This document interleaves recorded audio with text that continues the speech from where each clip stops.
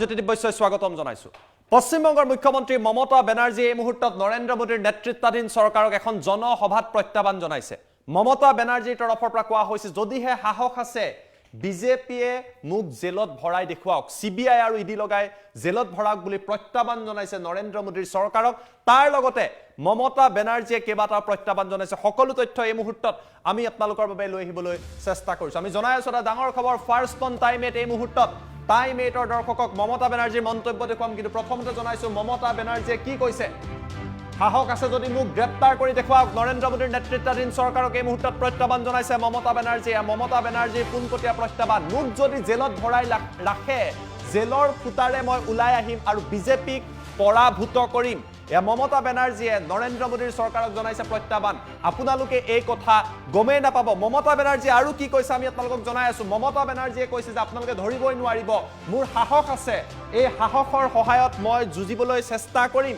এই কথা মমতা বেনাৰ্জীৰ তৰফৰ পৰা প্ৰকাশ কৰা হৈছে। পশ্চিমবংগৰ মুখ্যমন্ত্ৰীয়ে তাৰ লগতে কি কৈছে, সাহসৰে আমি যুঁজিম আৰু সাহসৰে আমি মৰিম। আৰু তাৰ পাছত মমতা বেনাৰ্জীৰ বিস্ফোৰক মন্তব্য হৈছে যদি আমি ভয় খাওঁ আমি শেষ হৈ যাম। সেইবাবে মমতা বেনাৰ্জীয়ে কৈছে যে আমি ভয় নাখাওঁ, আমি যুঁজি যাম। আৰু আটাইতকৈ ডাঙৰ কথা যে 2024ত আমি যুঁজি যাম, আমি জয়ী হ'ম আৰু বিজেপিক দিল্লীৰ পৰা আঁতৰ কৰিম। এয়া মমতা বেনাৰ্জীৰ তৰফৰ পৰা মন্তব্য কৰা হৈছে। কেইবাটাও মন্তব্য কৰিছে। দিল্লীৰ যুঁজ মোৰ বাবে শেষ যুঁজ বুলি মমতা বেনাৰ্জীয়ে লোকসভা নিৰ্বাচনৰ পূৰ্বে এই মুহূৰ্তত বিজেপি চৰকাৰক প্ৰত্যাহ্বান জনাইছে। 2024ত ভাৰতীয় জনতা পাৰ্টিক দিল্লীৰ পৰা আঁতৰ কৰিম বুলি তৃণমূল কংগ্ৰেছৰ নেতৃত্ব তথা পশ্চিমবংগৰ মুখ্যমন্ত্ৰীয়ে মন্তব্য কৰিছে।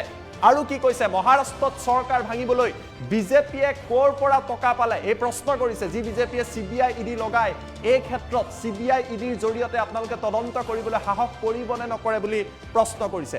মহাৰাষ্ট্ৰৰ প্ৰসংগ টানি আনিছে, দিল্লীৰ প্ৰসংগ তেওঁ টানি আছে। দিল্লীৰ ক্ষেত্ৰত কি কৈছে, ঝাৰখণ্ডৰ চৰকাৰ ভাঙিব বিচাৰিছিল ভাৰতীয় জনতা পাৰ্টিয়ে, কেইবাগৰাকীও বিধায়কক কিনিব বিচাৰিছিলে, অসমলৈ লৈ অহা হৈছিলে, গুৱাহাটীলৈ লৈ অহা হৈছিলে। সেই মুহূৰ্তত পশ্চিমবংগত সেই বিধায়ক কেইগৰাকীক মমতা বেনাৰ্জীয়ে বাধা দিয়া বুলি আজি মন্তব্য কৰিছে।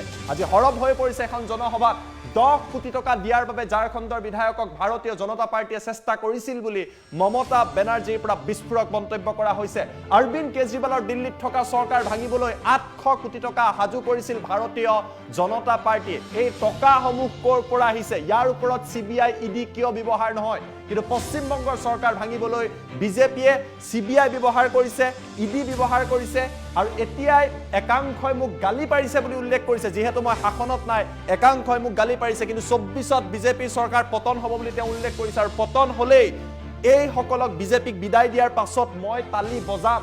এইদৰে ভাৰতীয় জনতা পাৰ্টিক পোনপটীয়াভাৱে মমতা বেনাৰ্জীৰ তৰফৰ পৰা প্ৰত্যাহ্বান জনোৱা হৈছে। বিদেশৰ কোন কোন বেংকত বিজেপিয়ে টকা থৈছে সেয়া আমি জানো। আৰু 24ত যেতিয়া চৰকাৰ আহিব তাৰ তথ্য ফাদিল কৰিম বুলি উল্লেখ কৰিছে। বিজেপি চৰকাৰ পতন হোৱাৰ পিছত আপোনালোক কলৈ যাব এই প্ৰশ্ন মমতা বেনাৰ্জীৰ, যে এতিয়া আপোনালোকে চিবিআই ইডি ব্যৱহাৰ কৰিছে, কিন্তু চৰকাৰ যেতিয়া ভাঙিব আপোনালোক কলৈ যাব? বিজেপিয়ে বেটি বচাও আৰু বেটি পঢ়াৰ কথা কয়, ভাৰতীয় জনতা পাৰ্টিয়ে বেটি বচাও আৰু বেটি পঢ়াৰ কথা কয়, কিন্তু বিলকিছ বানুৰ ধৰ্ষণকাৰীক গুজৰাটৰ বিজেপি চৰকাৰে মুকলি কৰি দিছে।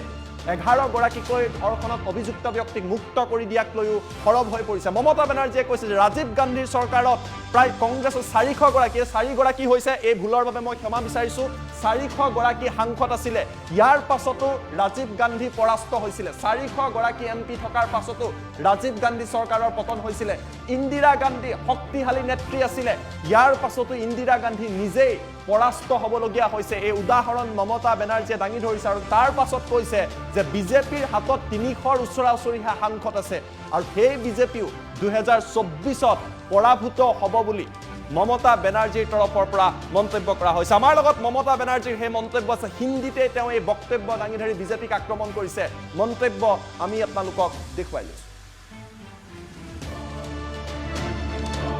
আমার हिम्मत আছে, हम हिम्मत से लड़ते हैं, हम हिम्मत से करते हैं, हम हिम्मत से मरेंगे, हम हिम्मत से डरते नहीं हैं।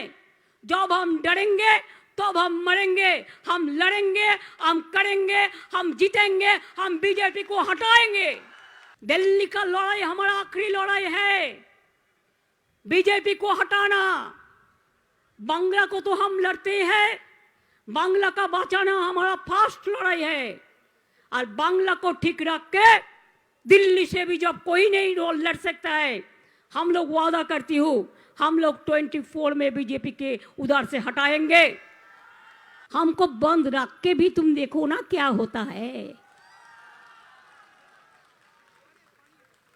चुनाव का पहले तो मारा था, सोचा था वो निकाल नहीं पाएगा। अरे हम जेल में भी रहेगा ना तो जेल से फूटा फूटा होकर निकालेंगे, आपको समझ में नहीं आएगा।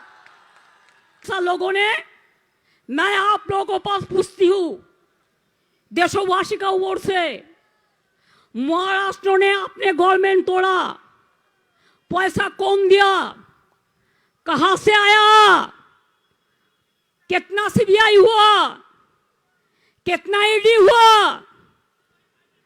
अब झारखंड भंग तोड़ने गया था, मैंने रोक दिया इधर में 3 एमएलए को।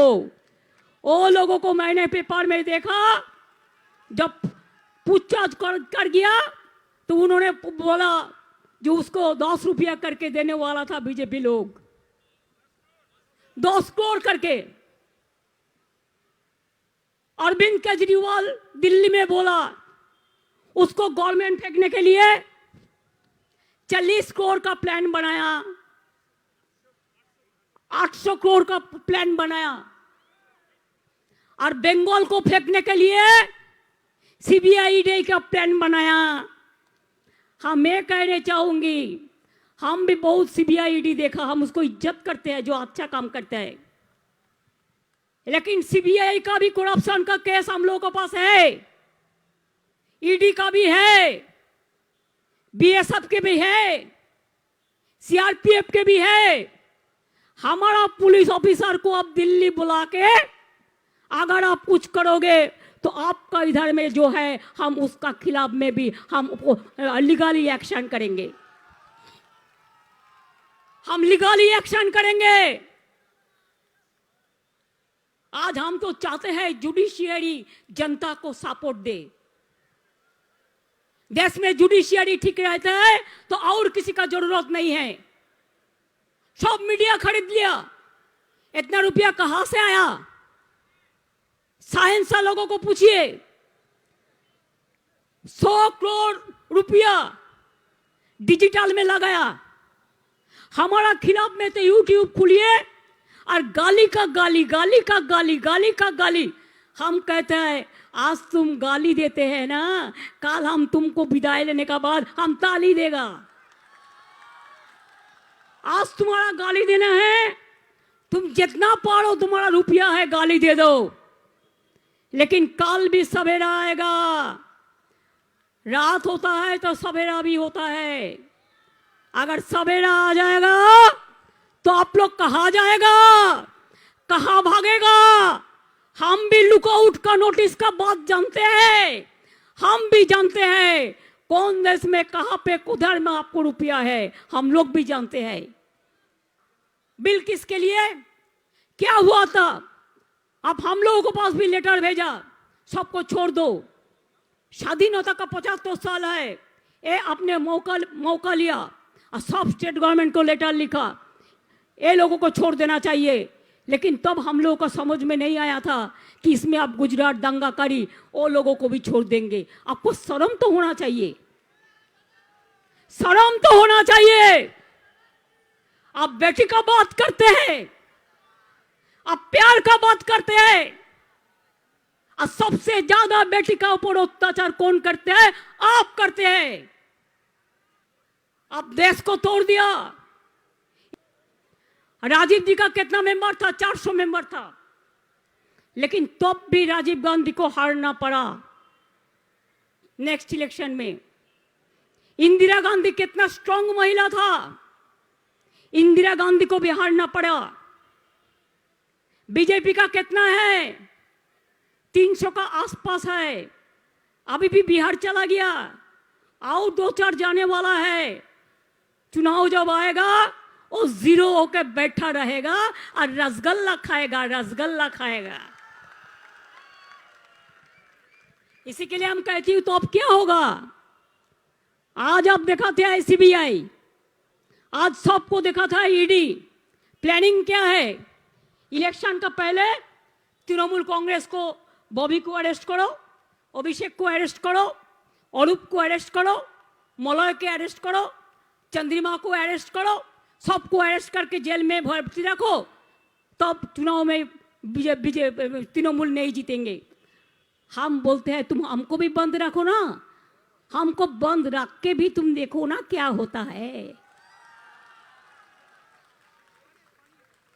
चुनाव का पहले तो मारा था, सोचा था वो निकाल नहीं पाएगा। अरे हम जेल में भी रहेगा ना तो जेल से फूटा फूटा होकर निकालेंगे, आपको समझ में नहीं आएगा। देखो हमारी हिम्मत।